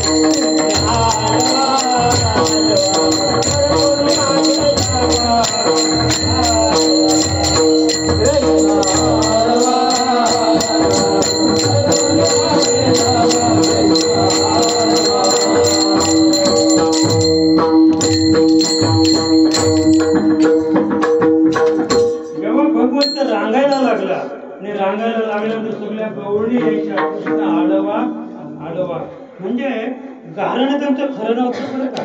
ते गारणं म्हणजे प्रेमाचं गारणं होतं. ते गारणं घेऊन आल्या यशोदा त्याला हाताला धरून बाहेर नाही काय का म्हणे तुम्ही खोट्या गवळणी हा तो माझ्या घरात आहे आणि त्याला तेच पाहिजे होतं कारण त्याचं मुख पाहिल्याशिवाय त्यांना कधी आनंद होत नव्हता. त्यांना अन्न कधी गोड लागत नव्हतं आणि म्हणून मी आता जे काही गवळणीचं थाट निघाला मथुरेच्या हाताला इथे मला समाजकारण सांगायचं. भगवंत त्याला म्हणतात त्याने आधी नाडी ओळखली की कंसाला मारायचंय आता पहा इराणचं युद्ध सुरू इराण आणि इराक युद्ध त्यांचं सुरू झालं. भारताला भीती निर्माण झाली म्हणे जर तेल आलं नाही तर इराक कडून जे रसद आपल्याला पुरवलं ते तेल मग ते तेल जर आपल्याकडे आलं नाही म्हणून तर आता पाण्यावर गाड्या चालवायच्या कारण न जाणो उद्या इराण आणि इराक दोघे एकमेकांना युद्ध करून दोघे मेले गेलं पेटून सगळं इराण समजा तर मागे 6 महिने राखेलच्या विहिरी पेटत होत्या महाराज सगळ्या विहिरी पेटवल्या राखेलच्या 6 महिने आग भिजलेली सगळं राखेल संपलं पेटून असं पुन्हा तसाच योग आला तर आपल्या गाड्या जिथे पेट्रोल संपेल तिथे उभी करायची आणि मालकाने निघून जायचं. ही गाडी तुम्ही फुकट पुन्हा द्यायला घेतली तरी ते नेऊन ठेवायची कुठे उभे जागा अडवायची ते जंगलातच गाड्या उभ्या राहतील. म्हणून सरकारने आता पुन्हा नवीन निर्णय घेतला गाड्या पाण्यावर चालतील गाड्या सूर्यप्रकाशावर चालतील. हा पुढचा विचार सरकारने आजच निर्माण केलेला आहे. उद्या जर म्हणजे पेट्रोल संपलं डिझेल संपलं किंवा गॅस संपली तर आपल्याला आपल्या गाड्या पाण्यावर चालवता आल्या पाहिजे किंवा सूर्यप्रकाशाने त्या चालवता आल्या पाहिजे. हा निर्णय तर सरकार घेऊन राहिलेला आहे. तसं म्हणजे भगवंत जेव्हा रांगायला लागला जरी तो लहान होता पण त्याची बुद्धी जगापेक्षा मोठी होती एवढा प्रगल्भ होता तो भगवंत. मग त्याने काय केलं त्या गवळणी म्हणजे रसद पुरवायच्या मथुरेला म्हणजे इथे पिकायचं ते दही दूध तूप लोणी गोकुळात पिकायचं आणि ते सगळं तिकडे विकलं जायचं तुम्हाला. आणि मग मथुरेतली सगळे ते माणसं बलाढ्य झाली विकत का होईना पण खाऊन पिऊन कशी होती ती सुखी होती. आणि आमची पोरं अशी ते देवाने पाहिलं अरे इतर सगळी हडकून आणि 9 लाख गाई तर म्हणजे नंदही पदवी होती बाबा नंद ही पदवी होती. ज्याच्याकडे 9 लाख गायी आहेत तर त्याला ती नंद पदवी होती. असे बरेच नंद होऊन गेले. 9 लाख गायी याच्याकडे झाले की तो नंद पदवी त्याला नंद उपनंद अशा तेव्हा पदव्या होत्या. तर मग देवाने पाहिलं की हा माल जर तिकडे मथुरेत गेला आणि मथुरेचे सगळे लोक जर असे धष्टपुष्ट बलाढ्य शक्तिवान ताकदवान झाले आणि उद्या कंसावर युद्ध करायचं तर सगळा समाज जर तिकडनं उठला तर आपल्याला मारल्याशिवाय राहणार नाही. मग पहिल्यांदा काय केलं रसद बंद केलं. दही दूध तूप लोणी मथुरेला जाऊन द्यायचं नाही म्हणून गोप घेऊन वेगी सगळे गोप मंडळी जमा केली त्यांचे रस्ते अडवले. त्यांना सांगितलं मथुरेला जायचं नाही. मागे फिरवल्या त्यांना पण जरी मागे फिरवल्या तरी त्यांना चोर मार्ग पण माहित होता. नेपाळच्या भूमीवरून कुठून प्रवेश करायचा, बांगलादेशांची घुसखोरी, पाकिस्तानांची घुसखोरी या भारतामध्ये कसे घुसले तर ते चोर रस्ते त्यांना माहित आहेत आणि आम्ही त्यांना मदत करतो. भारतीय सांगतात या तुम्ही या मार्गाने या. आता आपला खंडाळ्याचा घाट आहे ना, तर त्याचा शोध कोणी लावला? एका मेंढपाळाने लावला. महाराज तो मेंढर उतरवायचा मेंढर. आणि जेव्हा सरकारने ठरवलं की आपल्याला हा रस्ता तयार करायचा आहे, पुण्याचा म्हणजे मोठा रस्ता आपल्याला बनवायचा आहे, तर त्या मेंढपाळाने सांगितलं की आम्ही तू मेंढर उतरवतो, इथून तुम्ही रस्ता बनवू शकता. तसं भगवंताने ती रसद बंद केली, पण त्या गवळणींना चोर मार्ग माहित होते. ते चोरीच्या रस्त्याने जायला लागले. मग चोरीच्या रस्त्याने जायला लागल्यानंतर भगवंताने पुन्हा निर्णय घेतला की आता यांना रस्त्यात अडवून नाही चालायचं, रस्त्यात अडवून चालायचं नाही. मग आता काय करायचं? तो देवच होता ना, असा कसा देवाचा देवा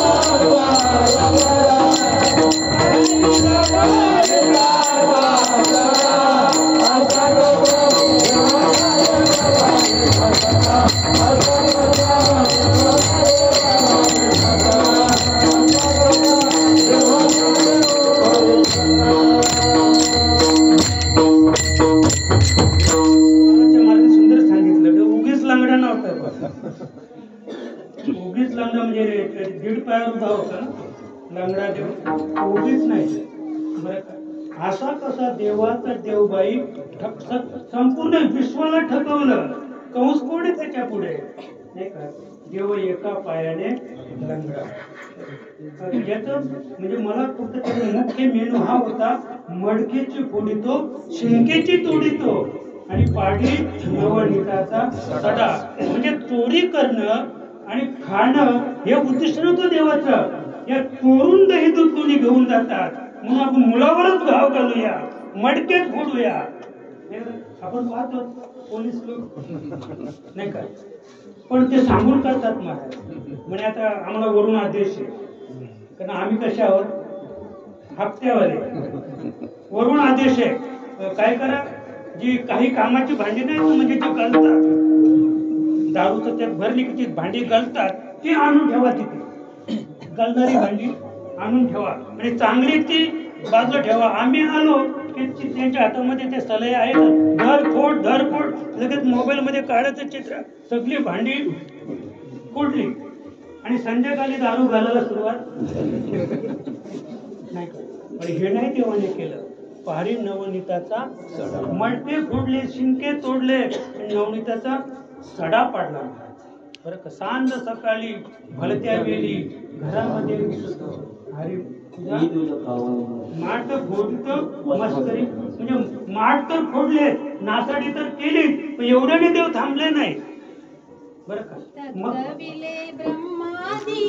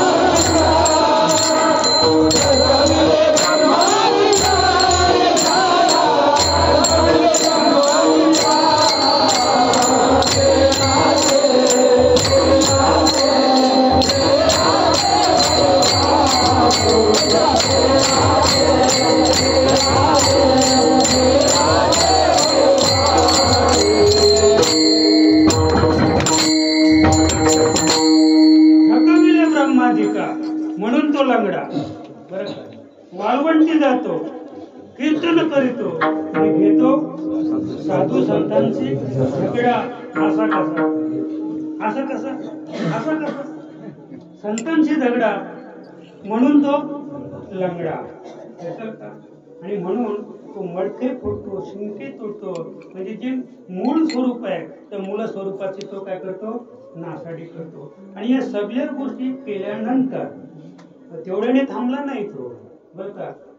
आल्या गाराने सांगायला, अवघ्या गोकुळीच्या सगळ्या लाईन लागली गारणं सांगायला. कारण आता आपण 12:15 पोहोचलो, तर 12:30 पर्यंत उरकलंच पाहिजे. मी तर म्हटलं होतं की आपण 12ला पोहोचतो, कारण मंडळीला जेवायला वगैरे घालायचं, थोडंसं सत्कार वगैरे आहे असं. पण अगदी मी थोडक्यात सांगेन की अशा पद्धतीने. आणि जेव्हा घराणे सांगायला गवळणी आल्या तर एक म्हणे धळीस्तन. एक गवळण आली पुढे, ती सांगते काय सांगू यशोदे, अगं हे काना त्याने माझे दही दुधाचा नाश तर केला, मडकं फोडलं, सगळी दशा केली.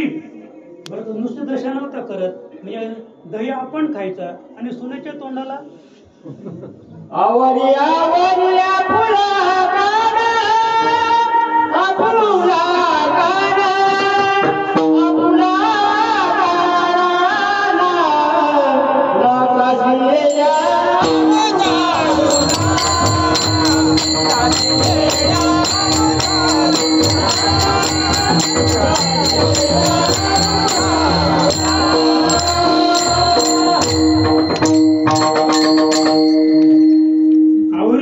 आपला काना नाशिया. मला वाटतं सासू गेली होती गाण्याने घेऊन. आमच्या सुना नासवल्या नाही का. मी हा काय करायचा की सून झोपलेली असली, मेलेला सर्प न्यायचा महाराज रात्रीचे, दोघांच्या मध्ये टाकून द्यायचा. आता ती सून तो पोरगा उठला की सासूला जागरण नाही का. इथे आमच्या स्त्रिया पाल पाहिजे तरी पडतात. मेलेला सर्प होता दर्पच. मेलेला सर्प म्हणजे काय, दर्प आहे. म्हणजे अशा अनेक खोड्या भगवंताने. एक म्हणे धरिस्तन, त्याचे उपटीन कान.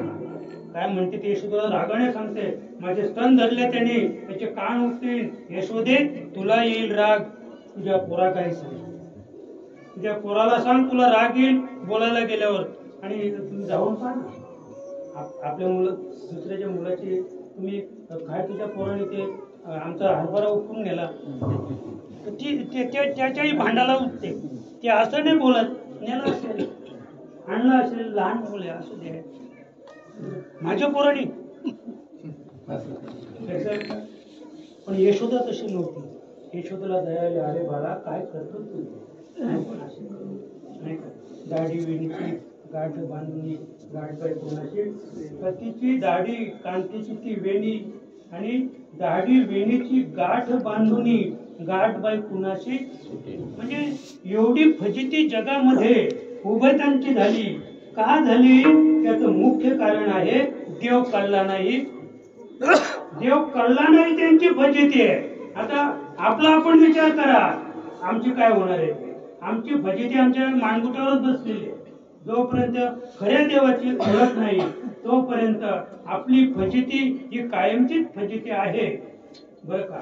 आणि म्हणून भगवंताने आता म्हणजे जेव्हा गवळणी तिथे गाराणे सांगायला आल्या त्यावेळेला आता यशोदे मातेने निर्णय घेतला की आता बस, आता तू अनेक खोड्या केल्या. उद्या जाई गाण्याचं वेगळे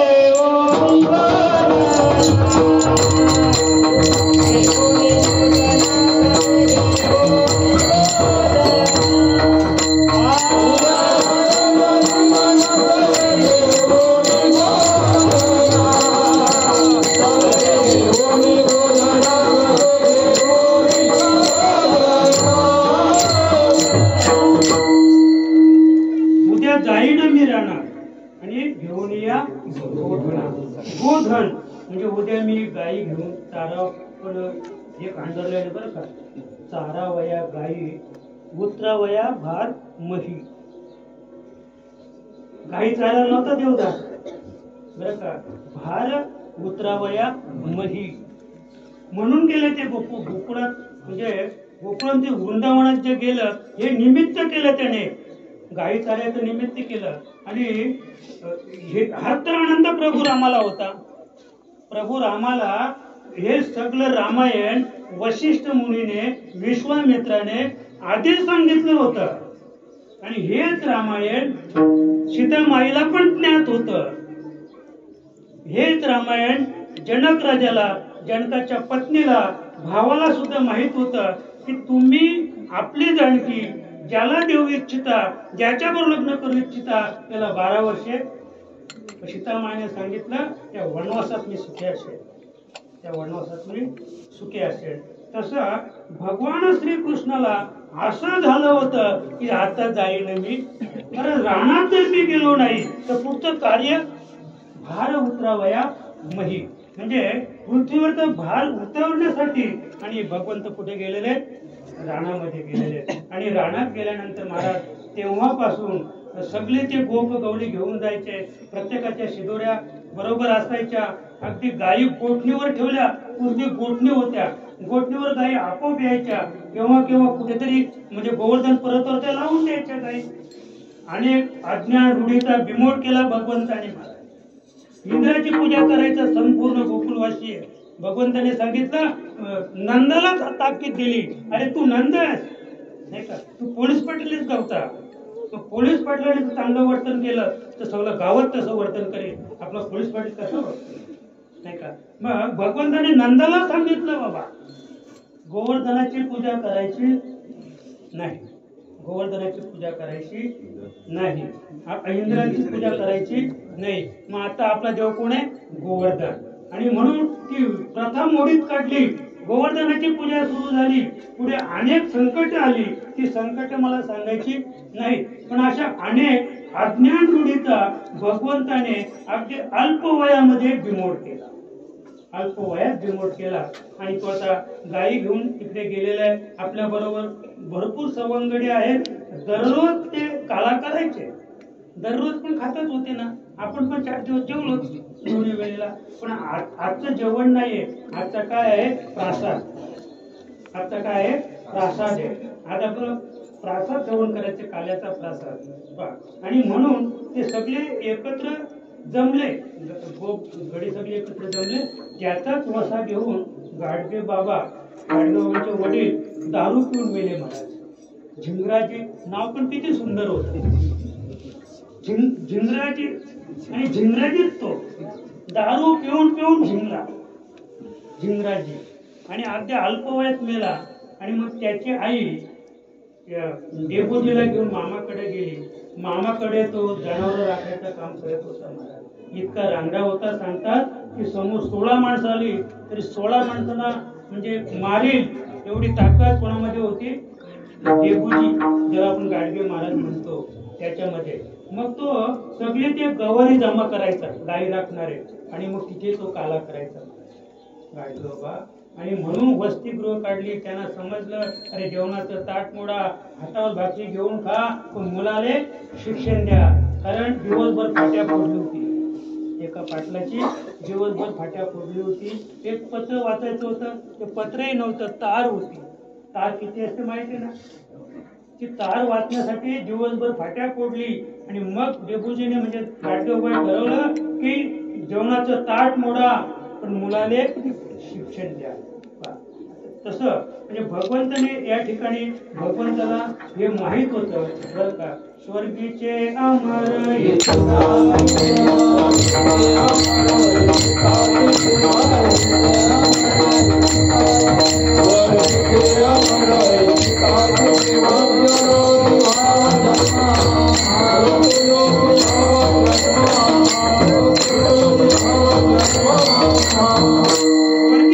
मृत्यूलोकी जन्म घ्यायची इच्छा करतात का? तर कवल काही काल्याचे.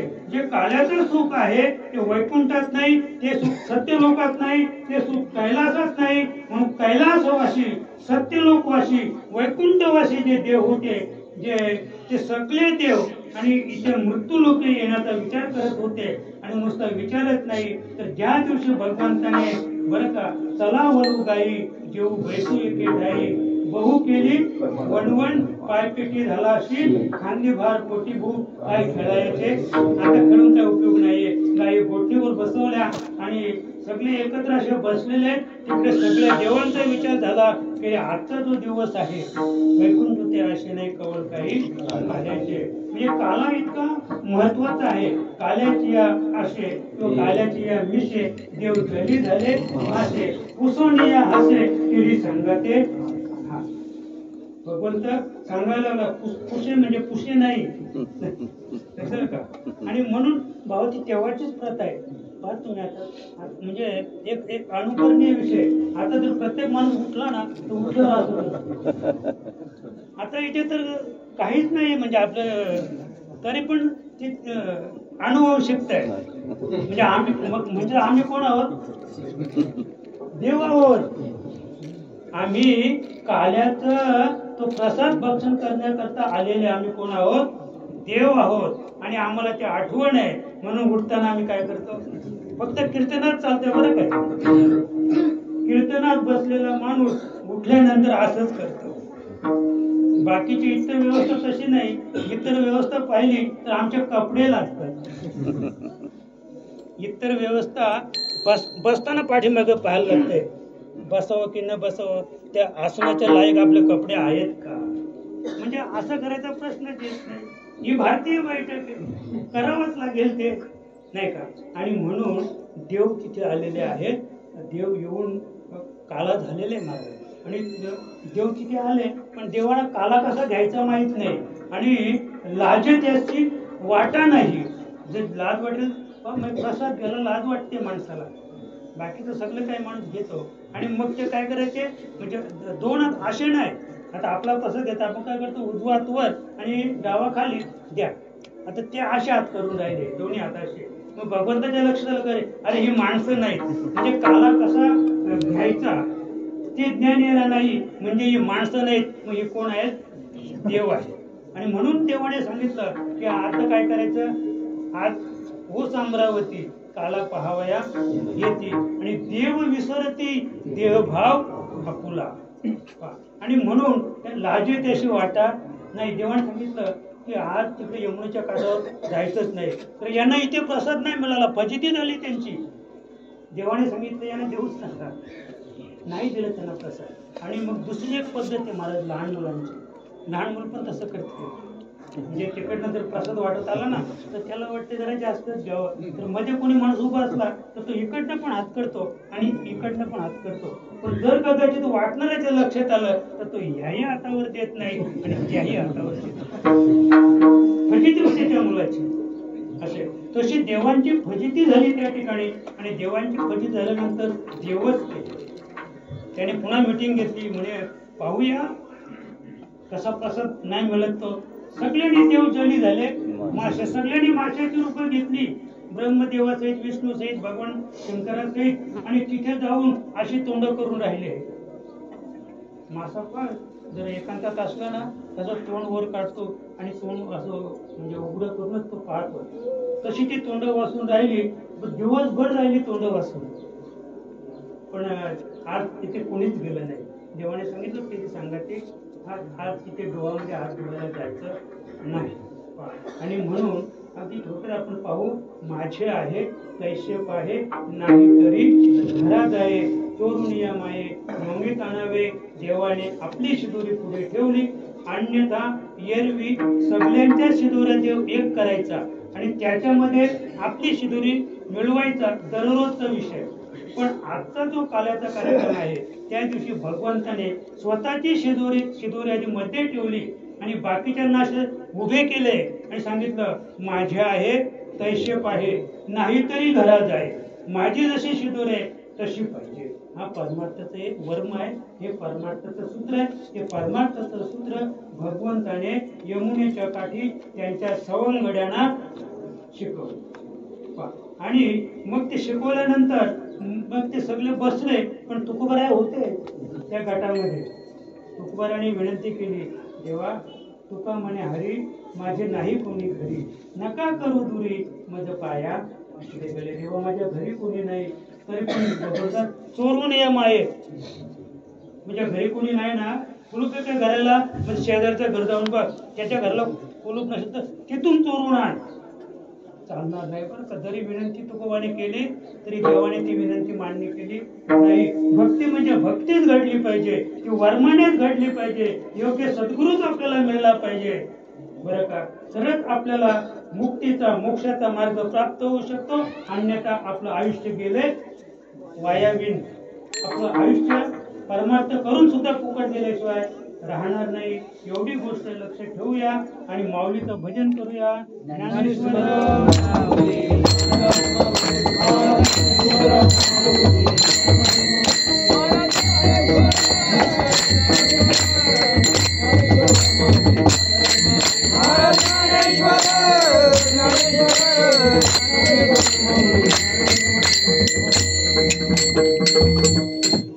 धन्य धन्य गवळ्यांचं पुण्य हातीवाडी नारायण बरं का. हा जो काल्याचा कार्यक्रम होता ना, तर त्याच्यात त्याने सगळ्यांना बसवले, तुम्ही बसा. आणि वाढत कोण होता? स्वतः भगवंत. त्यानं तो काल्याचा प्रसाद वाढत होता. आणि जे देव होते ना, देव ते त्यांना म्हणजे वाकुल्या धावत होते. वाकुलिया ब्रह्मादिका. ते ब्रह्मादिकानं वाकुल्या धावत होते. कोण? हे सवंगडी. तर काय आमचं पुण्य, देव वाढतो आम्हाला आणि आम्ही जेवतो.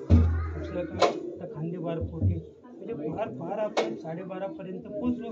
आता एकच मिनिटात आपण उठूया. आता शिंके लावलेले शिंके लावेले